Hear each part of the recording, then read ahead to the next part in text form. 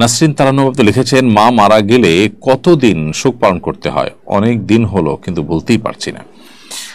ভুলতে না পারা দোষের না, এবং ভুলতে না পারলে কোনো গুনাহ হবে না, তবে আস্তে আস্তে স্বাভাবিক হওয়ার চেষ্টা করতে হবে। আর মা মারা গেলে তার জন্য, সন্তানের জন্য আনুষ্ঠানিক বা সিস্টেমিক্যাল বিধিসম্মত বিশেষ কোনো শোক পালনের বিষয় নয়। তবে এটা ঠিক নবী সাল্লাল্লাহু আলাইহি ওয়াসাল্লাম হাদিসে বর্ণিত হয়েছে যে 3 দিনের বেশি কোনো প্রকার শোক পালন করা যাবে না।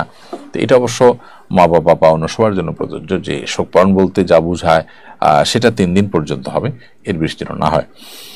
আর বাহির থেকে যারা আগত, তারা মৃত ব্যক্তির আত্মীয় স্বজনকে সান্ত্বনা দিতে চাইছেন, তারা অবশ্যই তাদের যে জায়গা, সেই জায়গা থেকে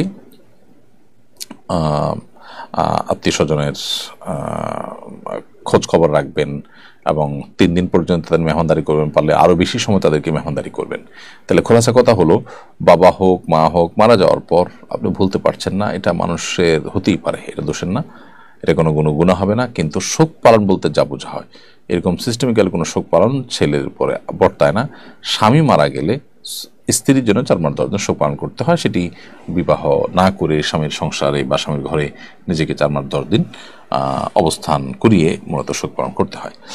উম্মে সুমি আপনি লিখেছেন, মৃত কোনো ব্যক্তির পক্ষ থেকে কিছু দান করতে চাইলে সে দানটা তারই আপন ছোট ভাইকে দেওয়া যাবে কিনা? ওনার ছোট ভাই অসহায় অসুস্থ, হ্যাঁ দিতে পারেন, কোনো অসুবিধা নেই। মৃত ব্যক্তির ছোট ভাই যদি অসহায় অসুস্থ হয়, তাকে আপনি টাকা দিলেন, পয়সা দিলেন বা কোনো জিনিসপত্র দিলেন, এবং এইটার সওয়াব ওই সংশ্লিষ্ট মৃত ব্যক্তি যেন পান, সেটা আপনি দিতে পারেন, কোনো অসুবিধা নেই। মৃত ব্যক্তির তরফ থেকে দান করাটা হলো মুখ্য, কাকে দান করছেন, তিনি গরিব কিনা অসহায় কিনা, এটা হলো মুখ্য। তার নিকট আত্মীয় হলে দেওয়া যাবে না এমন কোনো বাধ্য বা বাধকতা নেই।